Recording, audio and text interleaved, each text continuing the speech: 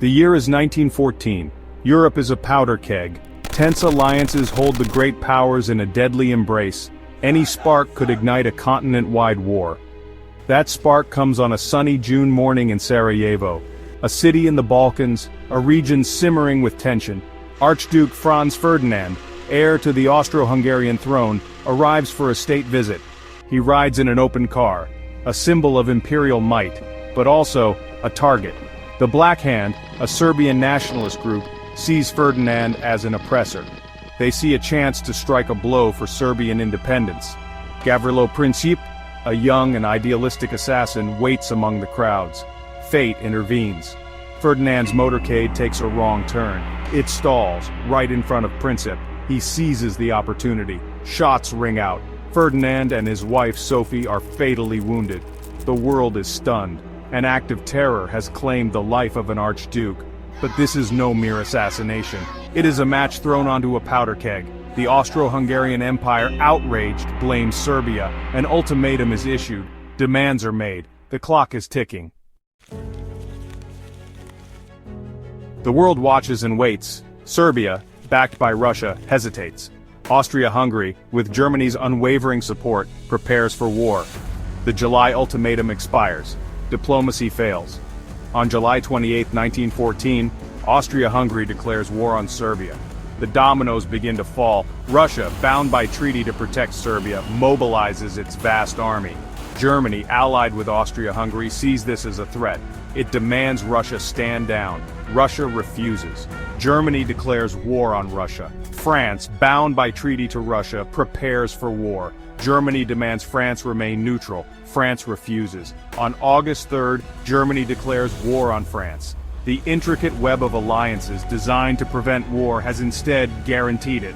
Within a week, Europe is at war. The great powers, spoiling for a fight, unleash their military might. Millions of soldiers, mobilized and ready, march off to the killing fields. The world watches in horror. The war to end all wars has begun. Germany, facing a two-front war, unleashes its Schlieffen Plan, a lightning strike through neutral Belgium to knock France out of the fight, then a turn eastward to confront Russia. The plan hinges on speed and brutality. Belgian resistance is crushed. French and British forces are pushed back. Paris is threatened. The war in the west becomes a bloody stalemate. Trenches, miles of fortified ditches scar the landscape. From the English Channel to the Swiss border, a line of death is drawn. Machine guns, artillery, and barbed wire turn no man's land into a killing zone. Soldiers on both sides face unimaginable horrors, constant shelling, machine gun fire, and the ever-present threat of death. In the east, the war is a mobile, brutal affair. Vast armies clash across the plains of Eastern Europe. Russia, despite its size, is ill-prepared for modern warfare. Germany and Austria-Hungary inflict heavy losses. But Russia's vast manpower reserves prevent a decisive victory. The Ottoman Empire joins the Central Powers, adding a new front in the Middle East. The world is truly at war, a global conflict fueled by nationalism, imperialism, and the deadly logic of alliances. Imagine, you are a young soldier, barely out of your teens. You have been thrust into the trenches of the Western Front. The stench of death and decay is overpowering. Rats feast on the bodies of the fallen. Lice crawl through your hair and clothes. You haven't had a proper bath in weeks. The ground is a quagmire of mud, blood, and rotting flesh. You live in constant fear. Fear of the next artillery barrage. Fear of a sniper's bullet. Fear of a gas attack. You dream of home, of your loved ones. But mostly you dream of escape. Escape from this living hell. Attacks are launched only to be met with withering fire. Thousands die for gains measured in yards. The battles of Verdun, the Somme, Passchendaele, names etched in blood, symbolizing the futility and horror of trench warfare. Generals, stuck in outdated tactics, send wave after wave of men to their deaths. The world has never seen such carnage. The human cost of the war is staggering. Millions dead, millions more wounded, physically and mentally scarred. The world watches in horror as the war grinds on. Section 5, Steel Rain, New Weapons of War, World War I, a horrific demonstration of technological advancement. The industrial age has birthed machines of war, weapons of unimaginable destructive power. The machine gun, a weapon that can mow down men by the hundreds in minutes. The artillery piece, raining down explosive shells from miles away, transforming the battlefield into a cratered wasteland. Poison gas, a new and terrifying weapon.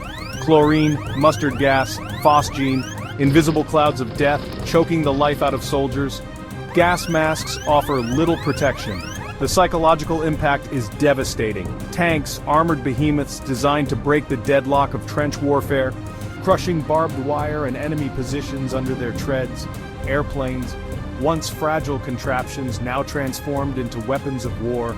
Dogfights rage in the skies, bombs are dropped from above. Reconnaissance flights provide valuable intelligence. The war accelerates technological development, but these advances come at a terrible cost. The weapons of World War I kill more efficiently, more brutally than ever before. The world is forced to confront the dark side of progress. For 3 years, the United States remained neutral. President Woodrow Wilson, preaching neutrality, kept America out of the European conflict. However, the Atlantic Ocean proved no barrier to the war's reach. German U-boats prowling the sea lanes targeted ships supplying Britain. Unrestricted submarine warfare, a desperate gamble by Germany, a gamble that backfires.